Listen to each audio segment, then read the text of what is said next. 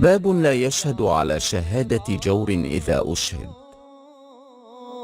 حدثنا آدم حدثنا شعبة حدثنا أبو جمرة قال سمعت زهدم بن مضرب قال سمعت عمران بن حسين رضي الله عنهما قال قال النبي صلى الله عليه وسلم خير قرني ثم الذين يلونهم ثم الذين يلونهم. قال عمران لا أدري أذكر النبي صلى الله عليه وسلم بعد قرنين أو ثلاثا فاصلا. قال النبي صلى الله عليه وسلم إن بعدكم قوما يخونون ولا يؤتمنين ويشهدون ولا يستشهدون وينذرون ولا يفون ويظهر فيهم السمن.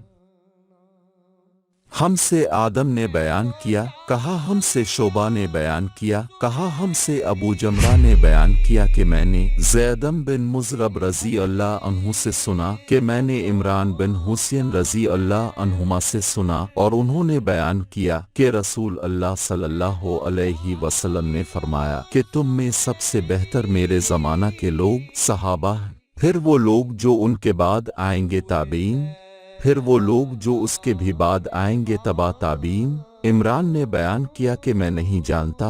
حضرت صلی اللہ علیہ وسلم نے 2 زمانوں کا اپنے بعد ذکر فرمایا یا صرف 3 کا؟ پھر آپ نے فرمایا کہ تمہارے بعد ایسے لوگ پیدا ہوں گے جو چور ہوں گے، جن میں دیانت کا نام نہ ہوگا، ان سے گواہی دینے کے لیے نہیں کہا جائے گا، لیکن وہ گواہیاں دیتے پھریں گے، نظری مانیں گے لیکن پوری نہیں کریں گے، موٹاپا ان میں عام ہوگا۔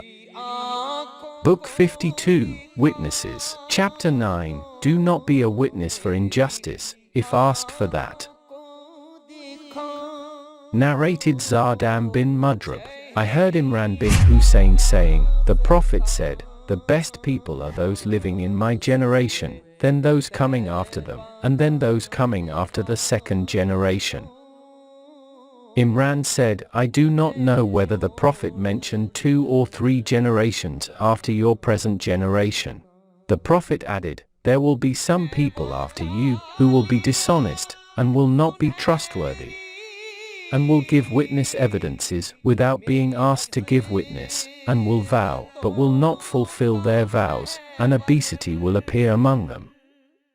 Reference, Sahih al-Bukhari, Volume 3, Hadith 2651.